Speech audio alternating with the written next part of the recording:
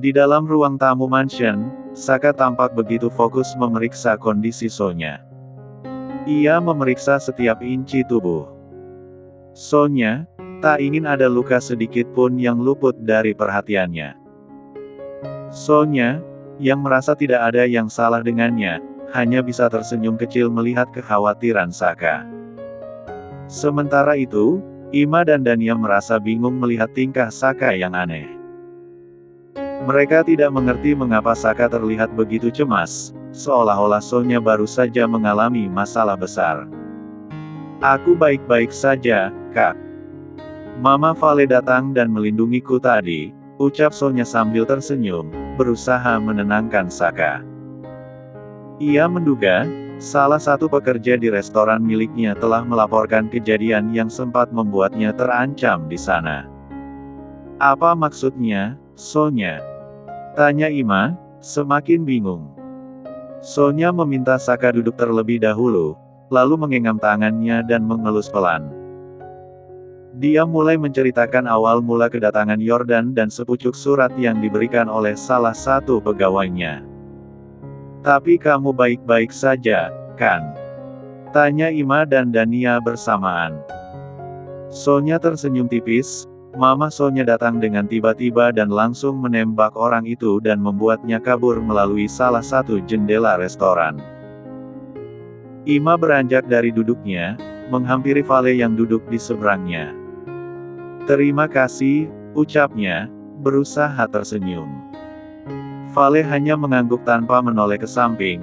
Ia merasa bersalah dengan Ima karena menyembunyikan kebenaran tentang dirinya selama ini. "Kau tidak mau minta maaf padaku?" tanya Ima, tahu jika Vale sedang menghindarinya. Vale langsung berhambur memeluk Ima dan menumpahkan tangisannya. Ia terus mengucapkan kata maaf hingga membuat Ima juga ikut menangis. Sonya menoleh pada Saka dan tersenyum. Ia sangat bahagia melihat interaksi antara ibu angkatnya dan juga ibu kandungnya. Ia merasa Tuhan begitu baik dengannya, karena tidak ada drama di antara keduanya. Adrian menghampiri Saka, menepuk bahunya dengan pelan. "Ada yang ingin aku bicarakan, ayo," ucapnya, melangkah pergi keluar. Saka mengurai pelukannya pada Sonya, beranjak mengikuti Adrian ke arah luar. Sedangkan Dania dan Sonya saling pandang, penasaran dengan apa yang akan dibicarakan oleh mereka berdua. Sonya menghampiri Dania, mengelus perut sahabatnya yang sudah terlihat buncit. "Bagaimana masa kehamilanmu, menyusahkan tidak?" tanya Sonya, penasaran. "Alhamdulillah tidak sama sekali, karena Mas Adrianlah yang mengalami masa hamilku." Sonya mengerutkan keningnya, bingung dengan jawaban sahabatnya. Sedangkan Ima dan Vale tersenyum tipis melihat wajah anak mereka yang terlihat kebingungan. Hal seperti itu dinamakan kehamilan simpatik, Sonya. "Jadi sang suamilah yang mengalami masa mual muntah dan mengidam," ucap Ima, menjelaskan pada anaknya. Memang bisa seperti itu." Sonya sedikit tidak percaya. Hal seperti ini dikarenakan sang suami terlalu mengkhawatirkan masa kehamilan istrinya, untuk itu menjadi kecemasan yang berlebih, ucap Dania, menjawab ketidakpercayaan sahabatnya. "Wah, aku juga mau nanti," sahut Sonya, tertawa membayangkan Saka mengantikan masa kehamilannya. Semua orang tertawa mendengarnya, dan hal itu membuat pipi Sonya memerah, mengingat pernikahan mereka belum jelas.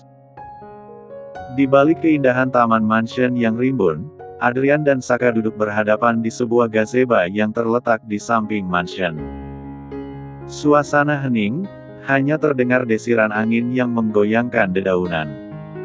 Keduanya tampak serius, terlihat dari kerutan di dahi mereka yang semakin dalam. Mereka membahas masalah yang menyangkut keselamatan Sonya. "Reza sudah menyelidiki semuanya, dan sepertinya paman Sonya bersekongkol dengan Arfi," ungkap Adrian dengan nada cemas. "Salah satu anak buahku mengatakan, mereka habis bertemu beberapa hari lalu." Mendengar itu, Saka mengepalkan tangannya erat-erat. amarah mulai memuncak di dadanya. Sial. Arfi benar-benar mencari mati, geramnya, mengingat rekan bisnisnya yang terobsesi dengan pacarnya. Ekspresi wajah Saka berubah menjadi lebih tajam. Aku tidak bisa diam saja, At. Tidak akan kubiarkan hal buruk terjadi padanya karena ulah pamannya dan Arfi. Adrian mengangguk setuju, aku akan membantumu. Aku akan bicara dengan Reza untuk menyusun strategi perlindungan yang lebih ketat. Terima kasih, kau memang sahabat terbaikku, ucap Saka, memeluk sekilas Adrian. Aku sudah menganggapmu seperti saudara, tidak perlu berterima kasih. Saka mengangguk, merasa bersyukur memiliki sahabat seperti Adrian dan Neymar. Entah bagaimana nasibnya jika kedua sahabatnya itu tidak ada di sisinya, pasti dia tidak bisa keluar dari semua permasalahannya. Saka mengerutkan keningnya, melihat wajah sahabatnya yang terlihat cemas. Ada apa, At? Tanyanya, penasaran. Begini, aku tidak bisa membantumu turun ke lapangan, karena Dania sedang hamil dan itu membahayakan nasib anakku nantinya. Saka mengangguk paham, kau tenang saja, berikan pasukan elitmu padaku, dan aku yang akan turun nantinya. Dan sudah pasti kalian akan kalah, sahut Adrian, menghembuskan nafas beratnya. Saka berdecak kesal karena Adrian terkesan meragukan dirinya. Aku sangat jago bela diri, At. Jangan memasang wajah seperti itu. Musuhmu itu bukan orang pencak silat, Saka. Bisakah kau membedakan itu? Mereka semua bersenjata dan kau sama sekali tidak ahli dalam bidang itu. Aku bisa, At. Kau lupa aku pernah ikut latihan menembak. Ujar Saka, semakin kesal karena Adrian justru mengacuhkan ucapannya. At, kau jangan membuatku kesal. Tante yang akan bergabung dengan anggotamu, At. Saka dan Adrian menoleh ke arah suara. Dan melihat keberadaan ibu kandung Sonya. Saka segera beranjak dari duduknya, berpindah ke sisi Adrian agar Vale bisa duduk di tempatnya. Tante serius? Tanya Adrian, memastikan. Jangan, At. Sonya akan marah, sahut Saka, mengingat perkataan kekasih kemarin. Tante sudah berjanji pada Sonya, bukan? Jangan mengingkarinya karena dia tidak bercanda dengan ancamannya. Tante mengiyakan untuk selamat, Saka. Tidak dengan diam, ucap Vale. Kamu tidak perlu khawatir, Tante sudah bergelut di bidang seperti ini sedari remaja, dan semua akan baik-baik saja. Vale tahu jika Adrian dan Saka akan membahas masalah anaknya, untuk itu menyusul ke depan dengan alasan mengambil barang di mobil. Dan benar saja, saat sampai di tempat Adrian dan Saka, ia mendengar perencanaan mereka untuk melenyapkan musuhnya. Adrian mengabaikan gelengan dari sahabatnya. Ia tahu Sonya akan marah saat mengetahuinya, tapi masalah ini menyangkut keselamatan semua orang, bukan hanya Sonya tapi seluruh keluarga Saka. Aku setuju, Tante bisa bergabung dengan anggotaku nantinya, ucap Adrian, tersenyum. Adrian, bentak Saka. Kau tenang saja, Saka. Anggotaku akan melindunginya, kau percayakan semua ini pada Reza. Kau berani menjamin? Sonya mengancam akan meninggalkan semua orang jika di antara kita terluka karenanya. Aku lebih percaya pada Tante Vale dibanding dirimu, Saka. Kemungkinan besar Tante Vale akan mengalami luka, tapi aku yakin dia bisa menyelamatkan dirinya.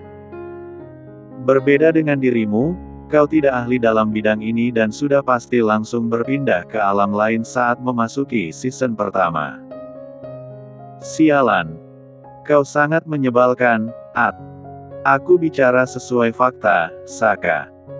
Lebih baik kau menjaga di sisi Sonya, memantau keselamatannya dari dekat. Saka mencoba memikirkan semuanya dan pada akhirnya mengangguk.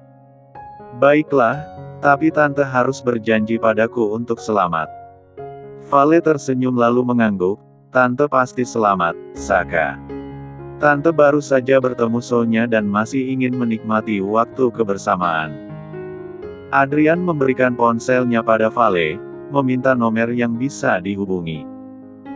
"Aku yakin kita akan menang, terima kasih sudah bergabung." "Tantelah yang seharusnya mengucapkan terima kasih, Adrian. Maaf merepotkan organisasimu. Sonya sudah kuanggap seperti adikku sendiri, tentu aku akan terjun ke dalam masalahnya." "Aku juga, Dania sudah aku anggap sebagai orang penting di kehidupanku," sahut Saka, menggoda sahabatnya. "Dan aku dengan senang hati melemparmu ke kandang singa," ucap Adrian, menunjukkan wajah kesalnya. Vale tertawa pelan mendengar perdebatan antara Adrian dan Saka tentang masa lalu. Ia menjadi tahu, jika Saka pernah mencintai Dania dan akhirnya kalah karena Dania lebih dulu terjerat oleh Adrian. Untung persahabatan mereka tidak hancur karena permasalahan cinta, gumam Vale dalam hati. Sangat jarang hal seperti ini terjadi, dan ia mengakui jika persahabatan antara Adrian dan Saka terjalin dengan sehat dan sangat erat, untuk itu lebih memikirkan hal yang waras dibandingkan ego masing-masing. Novan berjalan cepat keluar restoran, berniat menyusul kepergian Bella. Dia merasa, harus memberikan ancaman lebih keras kepada Bella agar mantan sekretarisnya itu tak berani membuka mulut mengenai persekongkolan dengan Arfi. "Aku harus mengancamnya lebih keras, dia tidak boleh mengadu pada Bima," gumamnya, berlari menyusul Bella. Bella yang sedang berjalan cepat di trotoar tiba-tiba dihadang oleh Novan yang mengejarnya. "Cih, apalagi yang dia inginkan?" batin Bella, menatap datar Novan. Napas Novan terengah-engah. "Aku belum selesai berbicara, Bella," ujarnya dengan nada keras. Bella memutar bola matanya malas, melipat tangan di dada. "Apalagi, Tuan Novan? Belum cukupkah ancamanmu? Kau harus pikirkan ulang semuanya, Bella. Jika kau berani membongkar persekongkolanku dengan Arfi, maka Bima akan tahu segalanya tentangmu, termasuk rahasia yang paling kau sembunyikan." "Ya Tuhan, harus berapa kali aku jawab, Tuan Novan? Aku tidak peduli dengan itu, toh jika aku hancur akan membawa namamu. Jadi kau lebih memilih melukai perasaannya." Bella mengangguk pasti. "Aku lebih baik dibenci olehnya, daripada melihat kehancurannya," jawab Bella, menatap tajam Novan. "Aku sangat mengenalmu, Tuan Novan, saat kau tidak mengungkap sekarang, maka di lain waktu kau pasti melakukannya." Mendengar ucapan Bella yang berani, amarah Novan semakin memuncak. Ekspresi wajahnya merah padam, dengan kedua alisnya yang berkerut. Dia langsung menarik tangan Bella, mencengkeramnya dengan kuat hingga membuat gadis itu merasakan sakit. "Aku akan melenyapkanmu dari muka bumi ini, jika kau berani ikut campur urusanku, Bella," ancam Novan dengan nada menggelegar. Bella, yang sama sekali tidak gentar, membalas tatapan Novan dengan pandangan tajam dan penuh keberanian. "Aku pun sama, Tuan Novan. Kupastikan kau menghilang dari dunia ini, jika berani mengusik kehidupan pacarku," ujar Bella dengan tegas, menunjukkan tekadnya untuk melindungi orang yang dicintainya. Tanpa disadari oleh keduanya, Bima mendengar semuanya dan merasa terbakar akan amarah. Setengah jam lalu, Bima baru saja pulang dari Jepang dan langsung menuju apartemen kekasihnya untuk memberikan kejutan. Namun, ketika membuka pintu apartemen, ia tidak menemukan Bella. Bima bingung dan menduga bahwa Bella mungkin sedang berada di luar. Dengan hati penasaran, Bima memutuskan keluar unit dan berjalan di sekitar kawasan apartemen. Di kejauhan, Bima melihat sosok kekasih yang sedang berjalan sendirian. Ia mempercepat langkah untuk menghampiri Bella dan terhenti seketika saat melihat kekasihnya dihadang oleh Novan. Ia merasa bingung, karena keduanya terlihat sangat akrab. Hal itu membuat Bima pemanasan, dan memutuskan untuk menguping pembicaraan mereka. Dari jarak yang cukup dekat, Bima mendengar semua perkataan Novan yang penuh ancaman terhadap Bella. Mendengar hal tersebut, emosi Bima langsung memuncak. Tangannya terkepal kuat, dan wajahnya memerah karena marah. Bima mencoba menahan amarahnya sambil mendekati kedua sosok yang tengah bertengkar. Begitu dekat, Bima tak bisa menahan diri lagi. Dengan langkah cepat, dia segera maju dan langsung menghantam pipi Novan dengan keras. Hantaman itu membuat Novan terjengkang ke belakang, mengejutkan Bella yang seolah tak percaya dengan apa yang baru saja terjadi. Bima, kaget Novan, merasakan nyeri di sudut bibirnya. Berani sekali mengancam wanitaku, Novan. Kau mencari mati. Marah Bima, menekan nada bicaranya. Bella meremat kedua tangannya, tidak menyangka kekasihnya akan datang dengan tiba-tiba. Perasaannya sangat kalut, takut Bima semakin salah paham dengannya dan benar-benar membencinya. Kita pergi saja, Kak. Ayo.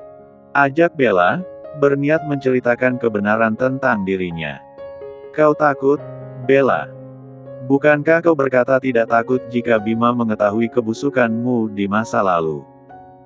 Novan memasang wajah mengejek pada Bella. Bella menyunggingkan senyumnya, berusaha tidak terpancing. Apa kau melihat ketakutan di wajahku, Tuan Novan? Tanya Bella, mengikis jarak di antara mereka. Bima segera menarik Bella ke belakang dan membawa ke sampingnya. Aku sudah memperingatkanmu saat itu, Novan. Jangan mengganggu kehidupanku ke depannya karena aku tidak akan memberi toleransi, tapi kau mengabaikan itu dan berniat menusukku kembali. Karena semua yang kau miliki sekarang adalah milikku, Bima. Kau merebut hak yang seharusnya menjadi milikku. Teriak Novan, penuh amarah. Milikmu, kau bilang. Bima membentak tak kalah tinggi. Semua harta itu milik ibuku, jangan menutup mata, Novan. Semua itu sudah menjadi milik ayahku, Bima. Kau tidak bisa mengambil sesukamu. Tentu aku berhak. Aku pewaris sesungguhnya, Novan. Aku anaknya, sedangkan kau dan ayahmu itu parasit, lebih tepatnya maling. Mendengar ucapan Bima, amarah Novan memuncak. Ia melangkah maju, mengayunkan tinju keras ke arah Bima. Namun, dengan sigap Bima menangkis setiap serangan Novan. Dalam sekejap, mereka terlibat dalam adu tinju yang semakin memanas. Bella yang menyaksikan kejadian ini panik, ia segera berusaha melerai pertengkaran kedua laki-laki itu. Namun, saat mencoba mencegah Novan menyerang lagi, Bella tak sengaja terdorong oleh tenaga Novan yang begitu kuat hingga ia terjatuh. Melihat Bella terjatuh, amarah Bima semakin memuncak. Dengan cepat ia memukul Novan sekali telak di wajahnya, membuat lelaki itu jatuh terduduk di tanah. Sementara itu, Bima langsung berlari mendekati Bella dan memastikan kekasihnya tidak terluka. Kamu baik-baik saja kan, sayang? Tanya Bima dengan suara penuh kekhawatiran, sambil mengulurkan tangannya untuk membantu Bella berdiri. Aku tidak apa, Kak.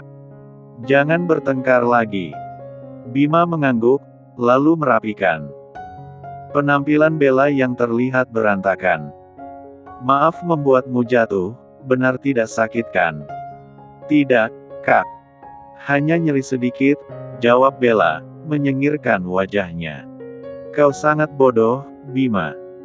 Bagaimana bisa kau terjatuh pada wanita yang membuat kehidupanmu hancur? Novan beranjak dan menahan rasa sakit di wajahnya. Bima tidak menjawab, hanya menunjukkan wajah datarnya. Sedangkan Bella menelan ludahnya dengan susah payah, berusaha menerima kemarahan dari kekasihnya saat mengetahui kebenaran tentangnya. Kau tidak mau bertanya padaku. Novan memainkan alisnya pada Bima. Sama sekali tidak penting. Bima menarik tangan Bella, melangkah pergi meninggalkan Novan. Kau bisa berkata seperti itu karena belum tahu kebenarannya, Bima. Novan sangat senang karena perkataannya berhasil menghentikan langkah Bima. Sedangkan Bima meremat kuat tangan Bella yang ada di genggamannya, berusaha mengontrol emosinya yang akan meledak. Aku tahu semuanya, Novan. Aku tahu persekongkolan kalian di masa lalu dan aku tidak mempermasalahkan itu. Ucapnya dengan lantang. Bella terkejut mendengar jawaban dari Bima. Kak, kamu. Lirihnya, semakin merasa bersalah. Bima menoleh ke samping, tersenyum menatap mata kekasihnya yang terlihat mengembun. Jangan menangis, aku tahu kamu adalah korban dari rencana mereka. Terima kasih sudah membantuku di masa lalu, aku mencintaimu. Ucap Bima, menangkup wajah kekasihnya. Bella langsung berhambur memeluk Bima, menumpahkan isak tangisnya. Di masa lalu ia bersekongkol dengan Novan dan ibunya. Karena menduga Bima lah penyebab kematian ayahnya. Dia sengaja melamar di perusahaan dewa, untuk mengetahui penyebab kecelakaan ayahnya. Dan saat itu, semua bukti mengarah pada kekasihnya, untuk itu dia berniat membalaskan semuanya. Tapi seiring berjalannya waktu, dia mulai menemukan sedikit demi sedikit kebenaran tentang semuanya, dan itu justru mengarah pada Novan. Bella yang tidak memiliki bukti yang konkret, akhirnya memutuskan mengubah rencana awalnya dan membuat Novan dan ibunya hancur.